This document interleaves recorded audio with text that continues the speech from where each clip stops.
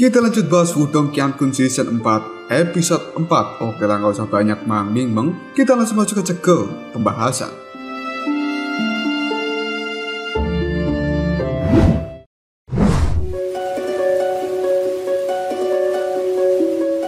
Dalam episode 3 kemarin, Lindong, Xiaodiao, dan juga Xiaoyan telah berhasil meningkatkan kekuatan mereka. Pada akhirnya pergi ke markas dari sekte boneka yang ada di kota Dagui. Di sana, Lindong pun berbuat onar dengan melakukan pertarungan melawan Huagu dan juga Teng Lei. Tujuannya supaya Xiaodiao dan juga Xiaoyan bisa menyelinap masuk dan mencari keberadaan dari batu simbol yang telah dicuri oleh klan boneka ini. Namun hasilnya adalah Zong. Dan ketika trio Lindong akan pergi, muncullah Zhao Zhen sebagai pimpinan tempat ini yang langsung menghadang trio Lindong.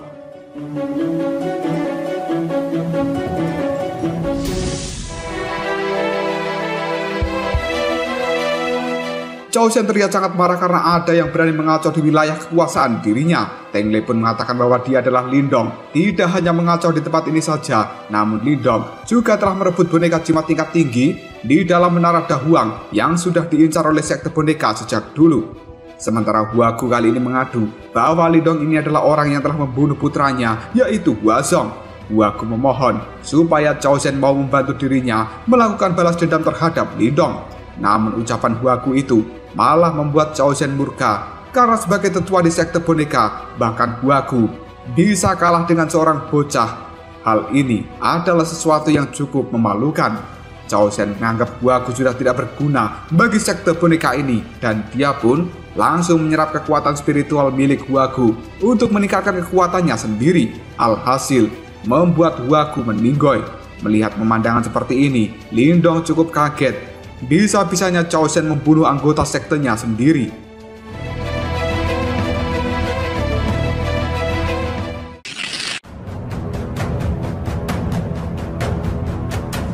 Ayah Mu Qianqian tidak menyangka bahwa sebenarnya Zhao Zhen si pembantai ada di kota Dagui ini. Sementara Mu Qianqian sendiri cukup asing dan tidak mengenal siapa itu Zhao Zhen. Ayah Mu Qianqian pun mengatakan bahwa Zhao Zhen ini merupakan orang yang paling kejam di sekte boneka. Dahulu kala, dia pernah sendirian membantai satu sekte hingga rata dengan tanah dan melenyapkan seluruh anggota sekte itu. Atas insiden tersebut, Zhao Zhen kemudian dijuluki sebagai si pembantai. Dan kali ini, kemungkinan Lindong akan dalam masalah yang besar. Mendengar hal itu, Mu Qianqian cukup khawatir dengan Lindong. Sementara Xiaodiao di dalam tubuh Lindong menyarankan supaya dirinya cepat kabur karena Zhao Zhen berada di ranah setengah langkah menuju manifestasi, dan hal ini cukup sulit dihadapi. Namun Lindong bersikeras ingin mencoba kekuatan dari Zhao Zhen karena ranahnya setara dengan Lilang Tian. Maka Lindong ingin menguji kekuatan dari seorang di tahap setengah langkah menuju manifestasi.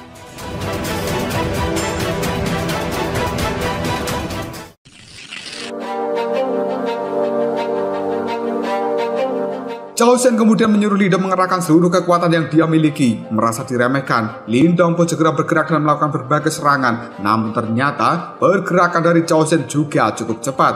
Dia pun memberikan serangan balasan, dan untungnya Lindong masih mampu menghindari hal itu. Pertarungan pun terus berlanjut. Lindong berhasil ditangkap dan juga dilemparkan. Namun hal ini tidak membuat Lindong menyerah. Dia segera menggunakan kekuatan mentalnya untuk mengendalikan pisau es miliknya dan memberikan serangan pada Zhao Zhen. Hal ini mampu ditepis menggunakan aura dari Zhao Zhen yang lumayan kuat. Detik berikutnya Lindong melemparkan tapak altar emas penekan iblis. Namun hal itu dengan mudah dihancurkan Zhao Zhen menggunakan tinju lengan iblis haus darah. Selanjutnya Lindong menggunakan transformasi kerah naga iblis, dan dia kembali melakukan pertarungan udara melawan Zhao Zhen. Kali ini Lindong berhasil memberikan tinjuan tepat di wajah dari Zhao Zhen. Hal tersebut membuat Zhao Zhen cukup emosi hingga pada akhirnya pertarungan udara pun terus berlanjut. Mu Qianqian yang melihat pertarungan ini tidak menyangka bahwa kekuatan Lindong sebenarnya mampu mengimbangi seseorang yang berada di tahap setengah langkah menuju manifestasi. Namun ayah dari Mu Qianqian mengatakan, meskipun saat ini Lindong mampu melakukan hal itu, tapi level dari ranah penciptaan Ki milik Lindong masih memiliki banyak kesenjangan dengan ranah setengah langkah menuju manifestasi. Dan kemungkinan Lindong tidak akan mampu bertahan lama di dalam pertarungan ini.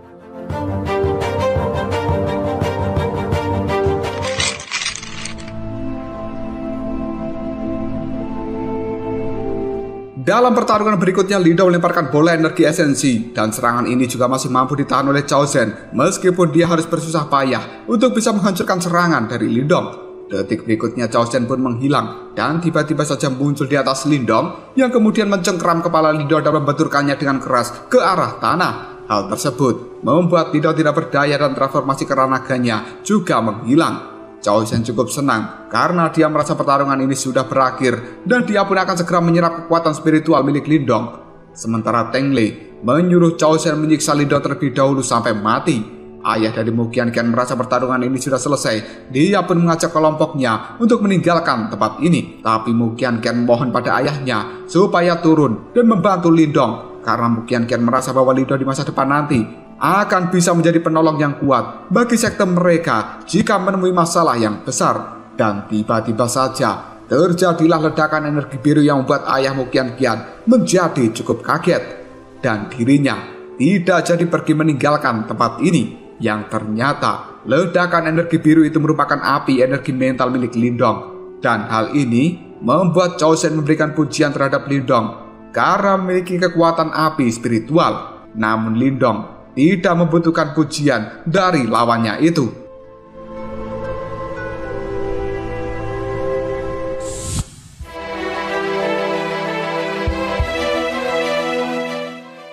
Chao Zhen yang masih ingin bertarung melawan Lindong pun kali ini kembali menggunakan lengan iblisnya. Sementara Lindong yang ada di udara langsung menggunakan seni bela diri jari pemenjara surgawi. Di mana kali ini seni bela diri tersebut memiliki tubuh avatar karena Lindong berhasil menguasai ke tingkat yang lebih mahir dari sebelumnya. Melihat seni bela diri yang dikeluarkan oleh Lindong membuat Chao Zhen cukup ketakutan. Namun Lindong yang tidak ingin memberikan ampunan langsung meluncurkan jari itu ke arah Chao Zhen. Hal tersebut membuat Chao Zhen bersusah payah menahannya dan pada akhirnya usaha dari Chao Zhen ini sia-sia karena dia tidak mampu menahan kekuatan dari jari pemenjara surgawi milik Lindong, hingga akhirnya menimbulkan ledakan yang cukup besar di tempat ini.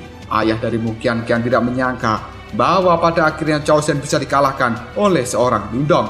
Sementara Mu Qianqian kali ini cukup ngeri dengan seni bela diri manifestasi yang barusan digunakan oleh Lindong. Detik berikutnya, Xiao Diao pun memberikan saran untuk tidak berlama-lama di tempat ini karena akan sangat berbahaya dan lebih baik fokus mencari batu simbol saja. Saran dari Xiao Diao itu pun dituruti oleh Lindong. Namun sebelum Lindong pergi meninggalkan tempat ini, dia pun menangkap dan juga mengikat Teng Lei. Karena Lindong akan membawa Teng Lei supaya Lindong mampu mengorek berbagai informasi dari Teng Lei mengenai batu simbol yang telah dicuri oleh sektenya.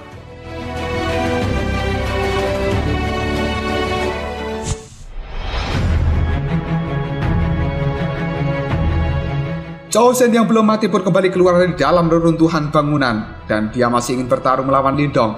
Namun Lindong merasa pertarungan ini bisa dilanjutkan lain waktu saja dan dia pun segera pergi dari tempat ini dengan membawa Teng Lei bersamanya.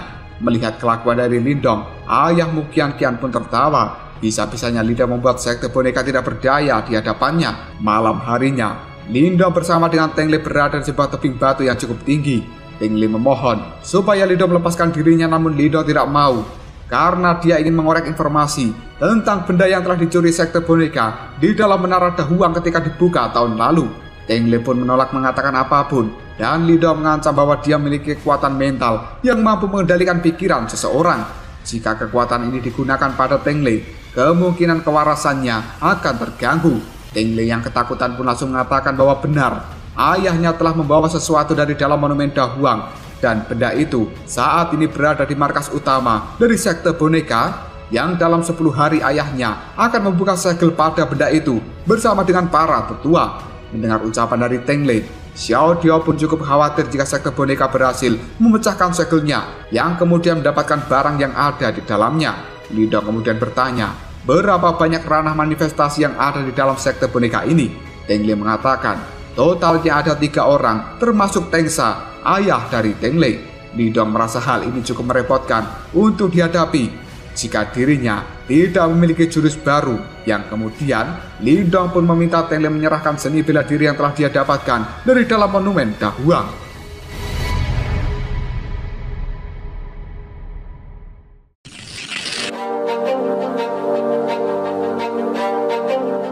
Di dalam markas besar dari sekte boneka sendiri, Chao Shen pun melapor pada Tengsa bahwa dirinya cukup ceroboh karena telah meremehkan kekuatan dari Lindong yang pada akhirnya berhasil kabur sambil membawa Teng Lei sebagai tawanan. Tengsa tidak menyangka dengan kekuatan Chao Shen di tahap setengah langkah menuju manifestasi masih bisa dikalahkan oleh seorang bocah ingusan. Tetua yang lain kemudian berkata bahwa mereka akan menyuruh seseorang untuk mencari keberadaan dari Tuan Muda Teng Lei. Namun Tengsa menolaknya. Dan masalah diculiknya Teng Lei ini jangan sampai tersebar dahulu, karena menurut Tengsa, kekuatan Lindong ini tidak bisa diremehkan dan dia pasti bukan orang biasa. Selain itu, Lindong pasti memiliki rencana yang lain. Tengsa menyarankan supaya mereka semuanya berfokus dahulu terhadap pembukaan harta karun yang semakin dekat. Jangan sampai terganggu dengan masalah yang lainnya. Tengsa kemudian menyuruh semuanya untuk waspada di dalam sekte ini. Sementara di markas dari Muqian Qian, kali ini ada laporan bahwa sekte boneka terlihat cukup santai dan tidak ada pergerakan, padahal putra mahkota mereka sedang diculik. Ayah Muqian Qian cukup kaget dengan laporan tersebut, dan Muqian Qian merasa bahwa kemungkinan sekte boneka akan melakukan sesuatu yang lebih penting daripada mengurus diculiknya seorang Teng Lei. Melihat kejanggalan ini, ayah Muqian Qian memberikan perintah untuk mengumpulkan orang-orangnya yang kemudian pergi menuju markas besar dari sekte boneka untuk melihat apa yang sebenarnya terjadi.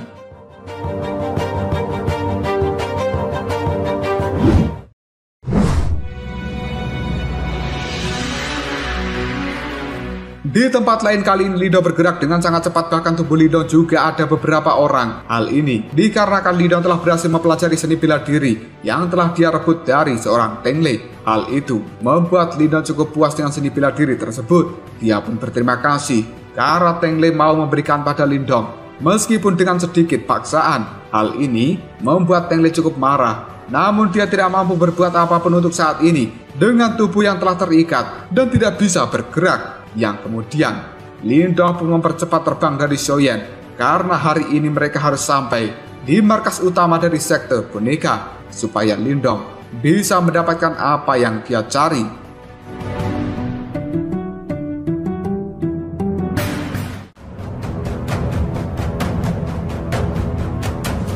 Lalu apakah yang akan terjadi selanjutnya? Apakah Lindong akan berhasil mendapatkan batu simbol yang telah dicuri oleh ayah dari Teng Lei? Jika kalian penasaran, tunggu aja jawabannya di next video Koprol Shop.